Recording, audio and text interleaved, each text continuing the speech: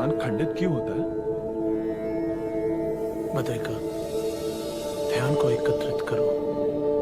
अग्नि बिखरे तिनकों से नहीं, एकत्रित लकड़ियों से सुलगती है।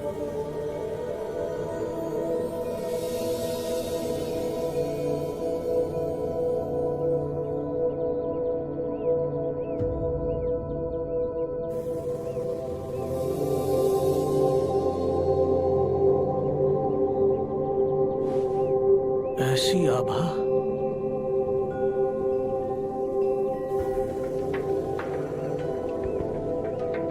ना पेज।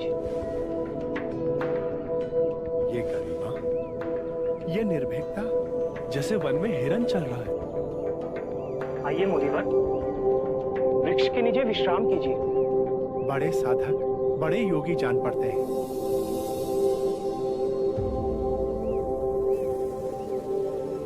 सिद्धार्थ, तुम? वही पथभ्रष्ट सिद्धार्थ। हम तक आने का कष्ट क्यों किया? मैंने मुक्ति का मार्ग खोज लिया है। अब परम आनंद के द्वार खुल गए।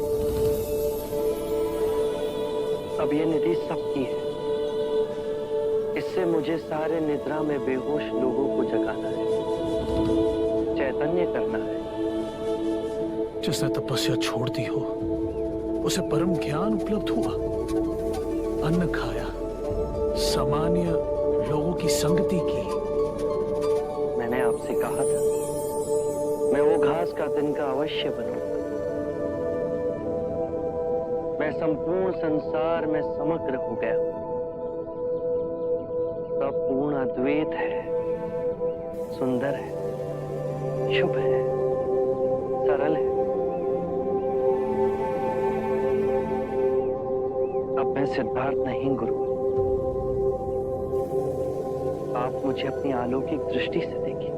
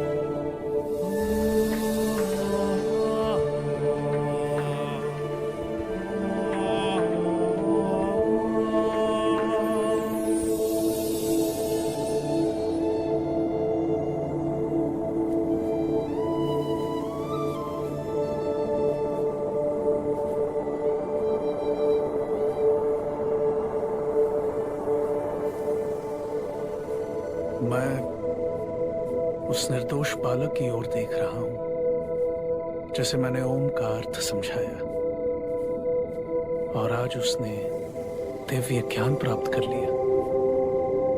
इतनी बड़ी छलांग, और मैं अपने तपस्या के अभिमान में अंधा इस छलांग को समझ न सका। इस अंतिम बिंदु पर बड़े बड़े ज्ञानी आकर रुके, बहुत से भटके। यहां से छलांग लगानी है तो अपने अहंकार को मिटा दो। कठिन है, सरल है, बहुत सरल है। जैसे हम गहरी नींद में जी रहे हैं और अचानक आंख खुले तो हम पाए कि हम नींद से जाग उठे। अब इस ज्ञान से दुख और अंधकार में डूबी दुनिया को जगाना है। परंतु इतनी सरल बात, बिना किसी ढोंग, बिना अहंकार, बिना यज्ञ, बिना तप, बिना बलि, बिना साहूकारी के, क्या लोग समझ सकेंगे?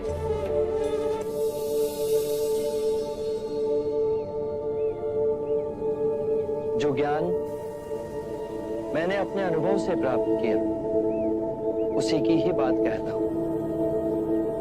इस यात्रा में सर्वप्रथम आप ही मेरे शिष्य बनेंगे। आपकी करुणा से हम धन्य हो।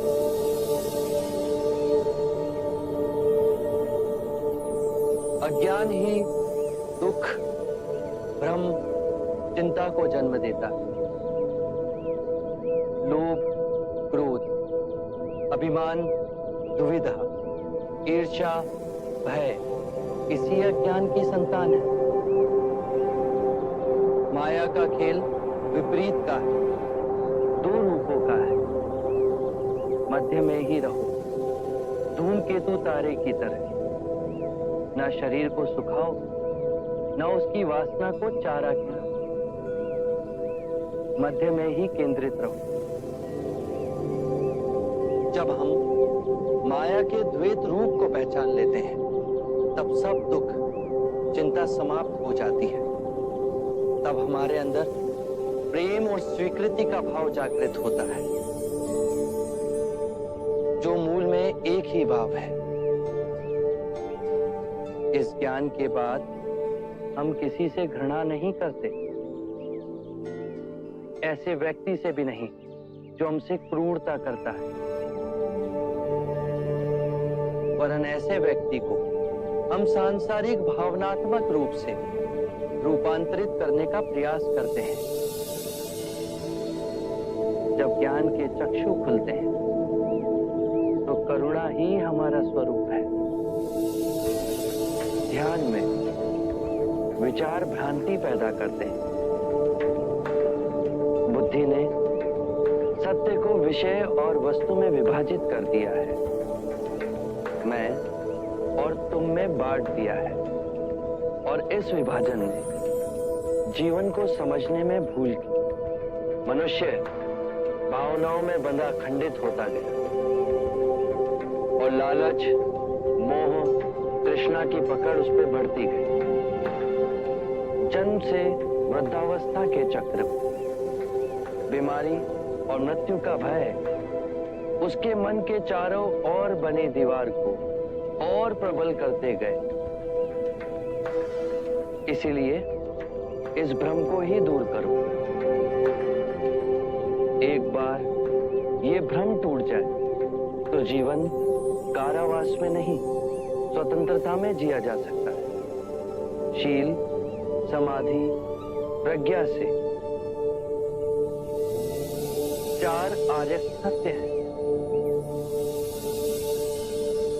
एक, जब तक सृष्टि रहेगी, दुख मनुष्य के साथ छाया बनकर चलेगा। दो, इस दुख के कारण है किसी वस्तु को स्वयं से पकड़ के रखना। जो वस्तु क्षणभंगुर है, तो मार्ग क्या हो? तीन, मुक्ति के लिए विवेक जागना आवश्यक है। स्वयं को केंद्रित करो। जो आए, चाहे दुख की सूचना या आनंद की परछाई, इसके बीच स्वयं को स्थिर रखो। चार, इस मार्ग पे दुख के बंधन टूटेंगे और परम सत्य की उपलब्धि होगी। ये मार्ग क्या हो? ये अष्टांग मार्ग है।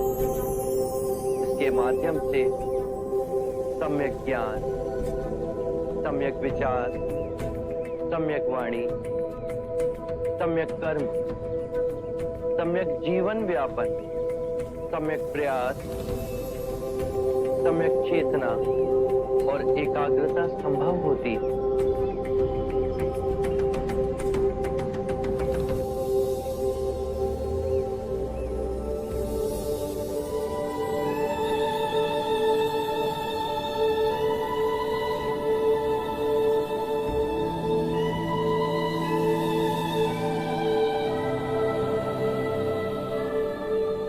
मैं बुद्ध हूं।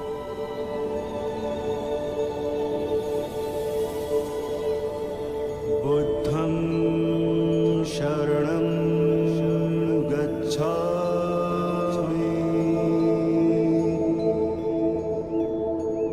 मैं स्वयं धर्म हूं। धम्मं